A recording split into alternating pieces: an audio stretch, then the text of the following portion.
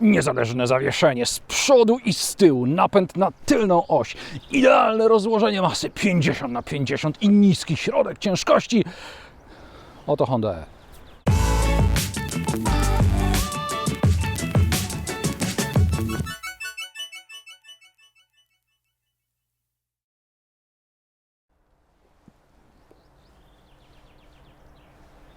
Jazda samochodem elektrycznym znacząco różni się od tej za kierownicą pojazdu o silniku spalinowym, takim jak tam z tyłu stoi. Statystyki pokazują, że opanowanie auta elektrycznego może zaskoczyć wielu kierowców i stanowić zagrożenie oraz dodatkowe koszty. Decydując się na taki samochód, zamiast zdobywać doświadczenie metodą prób i błędów, warto pomyśleć o specjalnym szkoleniu dedykowanym właśnie elektrykom, by jak najlepiej poznać ich możliwości i nauczyć się ich wydajniejszego użytkowania. A gdzie zrealizować takie szkolenie? Oczywiście u partnera tego odcinka SJS Driving Academy. To właśnie tu, na zamkniętej części toru wyścigowego w Kielcach, możecie w bezpiecznych warunkach i pod czujnym okiem wykwalifikowanych instruktorów sprawdzić chociażby jak w Waszych samochodach działa odzyskiwanie energii elektrycznej w procesie hamowania. Różnica wzniesień pomiędzy pętlą stadionową a najwyższym punktem odcinka leśnego wynosi aż 34 metry, więc grzechem byłoby z tego nie skorzystać. Ja zaraz skorzystam i zobaczycie. Bez wątpienia eksperci SJS Driving Academy nauczą Was, jak jeździć bezpiecznie, a przy tym efektownie i efektywnie. Sprawdźcie ich ofertę szkoleń już dziś, link znajdziecie w opisie filmu.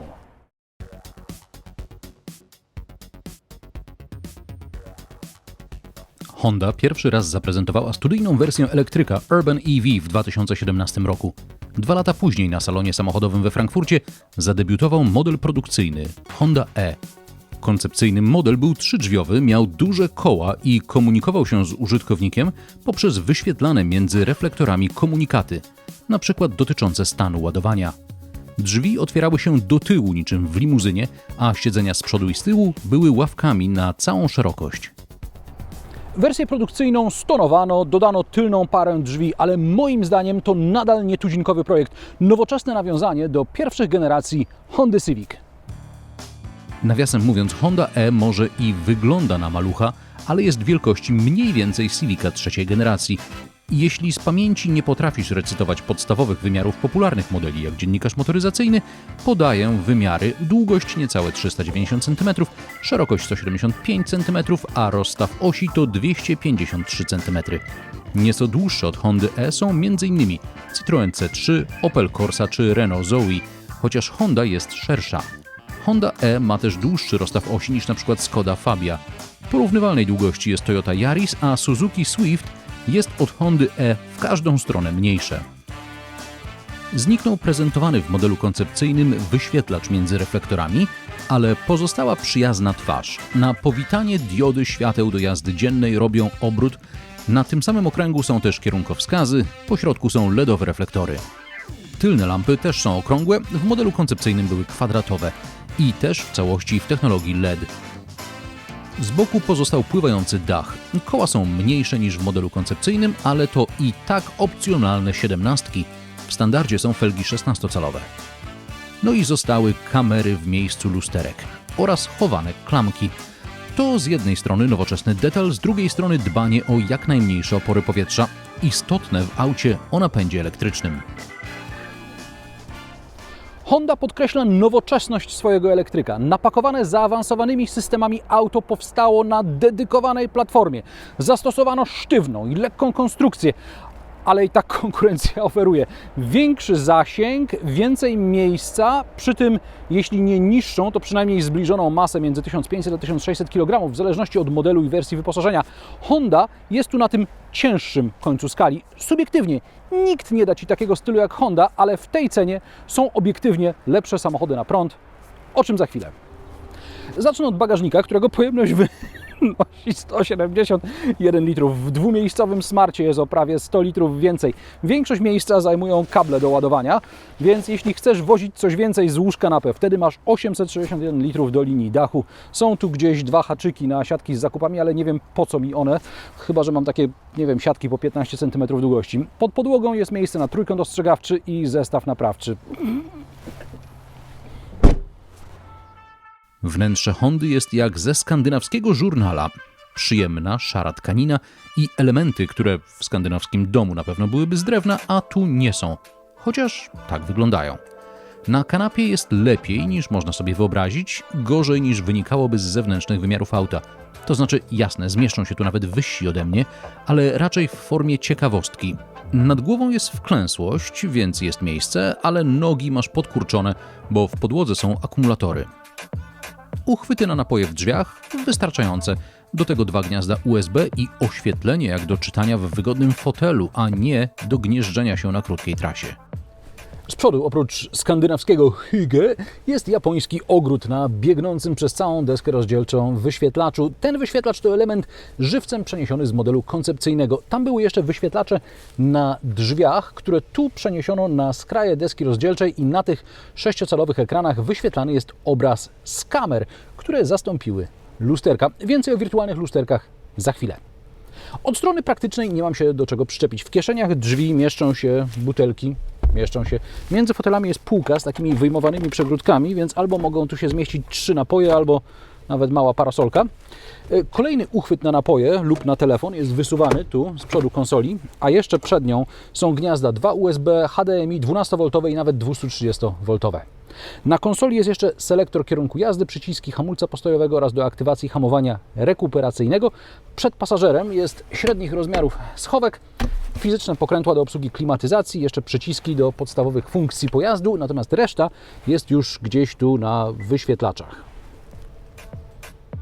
Szeroki wyświetlacz z panoramą japońskiego patio jest tyleż efektowny, co zbędny. To, co najważniejsze, nawigacja i dane o przepływie energii dałoby się wyświetlić na połowie. Honda obiecuje inteligentnego asystenta i obsługę głosową, ale w tym egzemplarzu te usługi, przynajmniej obsługa głosowa, nie zostały aktywowane. Nie mam też dostępu do aplikacji mobilnej, dzięki której mógłbym zarządzać ładowaniem, otwierać samochód telefonem wyposażonym w NFC, czy udostępniać auto innym użytkownikom. Wyświetlacz przed kierowcą, kierownica i przyciski na kierownicy są podobne do tych w Hondzie Jazz. Obsługa jest o wiele bardziej intuicyjna niż w starszych modelach Hondy. Przed sobą widzę dane z komputera pokładowego, nawigacji, systemów wspomagających kierowcę. Co istotne, nawigacja pokazuje też wskazówki z Android Auto i Apple CarPlay.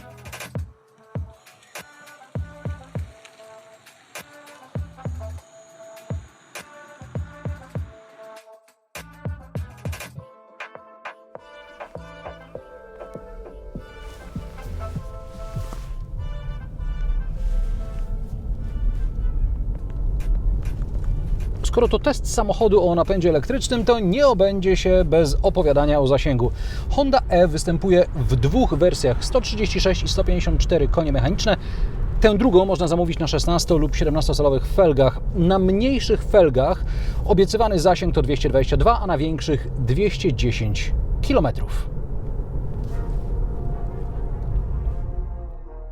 Akumulatory mają pojemność 35,5 kWh, więc nie trudno policzyć, że samochód powinien zużywać około 16,5 kWh na 100 km. Oczywiście zużywa więcej, ale zużycie da się zoptymalizować. Na przykład wyłączenie klimatyzacji dodaje kilkanaście kilometrów zasięgu. Poza tym w warunkach miejskich warto korzystać z hamowania rekuperacyjnego. W takiej sytuacji odpuszczenie pedału przyspieszenia rozpoczyna hamowanie, którego moc można regulować, po pierwsze odpuszczaniem pedału, a po drugie manetkami przy kierownicy można regulować jego siłę. W trasie lepiej jak najdalej się toczyć, ale w ruchu miejskim, gdzie często się zatrzymujemy, warto mieć włączone hamowanie rekuperacyjne.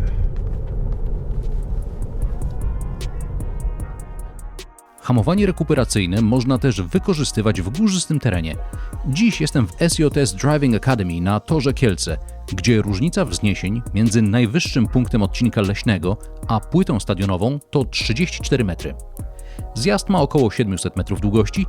Sprawdzę, ile energii uda mi się odzyskać. Ten odcinek nie jest bardzo stromy, ale i tak nawet delikatna rekuperacja pozwoliła mi odzyskać niemal 2 km zasięgu. Na dłuższych i szybszych zjazdach, jakie zdarzają się na drogach publicznych, można odzyskiwać nawet po parę kilometrów. A więcej o obsłudze i prowadzeniu samochodu elektrycznego nauczą Cię instruktorzy SJS Driving Academy. To jaki jest realny zasięg? W mieście z wykorzystaniem hamowania rekuperacyjnego około 200 km jest do osiągnięcia, ale w trasie robi się ciekawiej. Z domu na tor Kielce mam 193 km, więc teoretycznie powinienem dojechać bez ładowania. Szczególnie, że SJS Driving Academy ma wallboxa, z którego naładowałbym się do pełna w jakieś 4 godziny. Ale na trasie z Warszawy do Kielc nie mam wielu okazji do hamowania rekuperacyjnego, a na torze nie mam czasu, aby stać 4 godziny na ładowarce. Postanowiłem więc skorzystać z szybkiego ładowania. W kierunku do Kielc najwygodniejsza jest ładowarka Orlenu w Suchej za Białobrzegami. Awaryjnie są jeszcze Orlen i Greenway w Radomiu, a potem Greenway dopiero w Kielcach. Na wysokości Białobrzegów zasięg spadł do 55 km. Ładowanie z szybkiej ładowarki do 80% trwa około pół godziny. Akumulatory w Hondzie E są w zależności od pogody chłodzone lub ogrzewane cieczą, co pozwala na częstsze szybkie ładowania. Na Orlenie spędziłem pół godziny i ledwo dojechałem do Kielc. Ale trasa Radom-Kielce jest dla elektryków trudna, bo to prawie 80 km drogą szybkiego ruchu i to na dodatek pod górę. Z powrotem jest o wiele łatwiej. Przy okazji naładowana Honda E może też działać jako magazyn energii i oddawać prąd do sieci. Na wybranych rynkach Honda współpracuje z firmami energetycznymi, aby pomóc w bilansowaniu zużycia energii w godzinach szczytu. Hondy E nie kupujesz, żeby się nią ścigać, ale kilka słów o osiągach. Honda obiecuje czas od 0 do setki 9 sekund dla wersji 136-konnej i 8,3 sekundy dla wersji 154-konnej. Testowy egzemplarz to mocniejsza wersja na 17. Udało mi się osiągnąć 8,15 do setki, 6,5-7 sekund od 80 do 120. Prędkość maksymalna to 145 km na godzinę, ale z taką prędkością możesz nie dojechać z Warszawy do Radomia. Jak się prowadzi Honda E? Na torze czuć, że to ciężki samochód, więc lepiej unikać gwałtownych manewrów. Za to do miasta Honda E jest super. Jest szybka, zwinna, nie ma problemu z włączaniem się do ruchu, z szybką zmianą pasa. Fajny samochód. Honda E jest też niesamowicie zwrotna. Motor elektryczny jest z tyłu, a pod maską tylko osprzęt, więc inżynierowie mogli sobie pozwolić na znacznie większy kąt skrętu kół. Promień skrętu to zaledwie 4,3 metra. Aby uniknąć kręcenia kierownicą jak w terenówce, Honda zastosowała układ kierowniczy o zmiennym przełożeniu. Przy manewrach pomaga też kamera 360. A wiecie, w czym jeszcze pomaga tylny napęd i taki promień skrętu kół? Zobaczcie.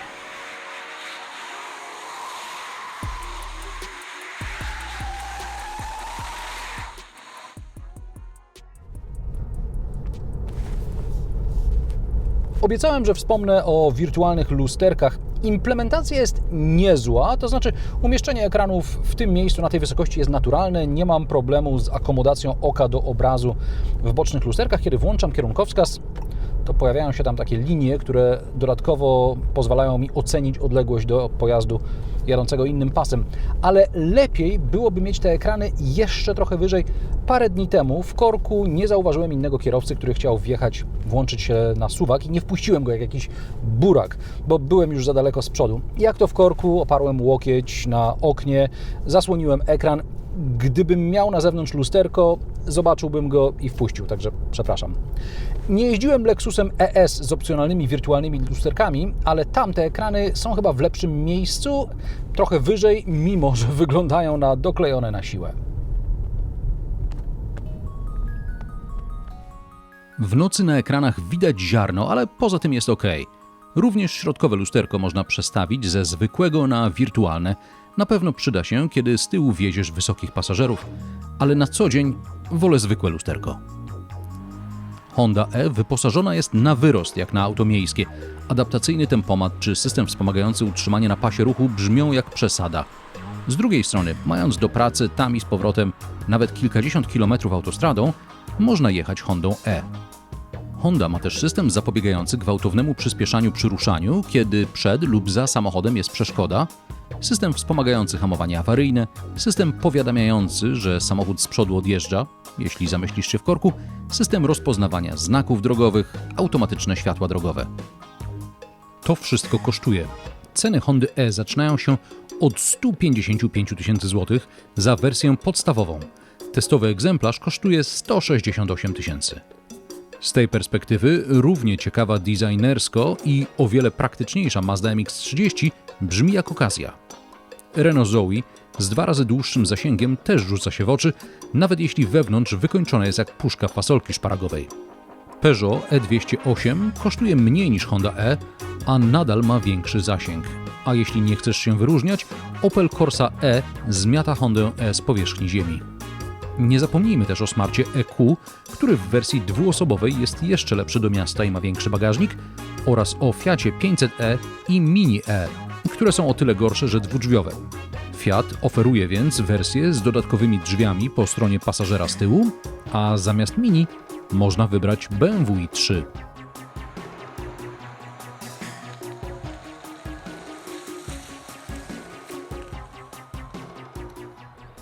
Z taką konkurencją Hondę E mogę podsumować tylko w następujący sposób. Pięknie zaprojektowana, pełna nowoczesnych rozwiązań, ale jak to się mówi po angielsku, dead on arrival. Znalazłem ładne tłumaczenie w branży informatycznej, martwa na starcie.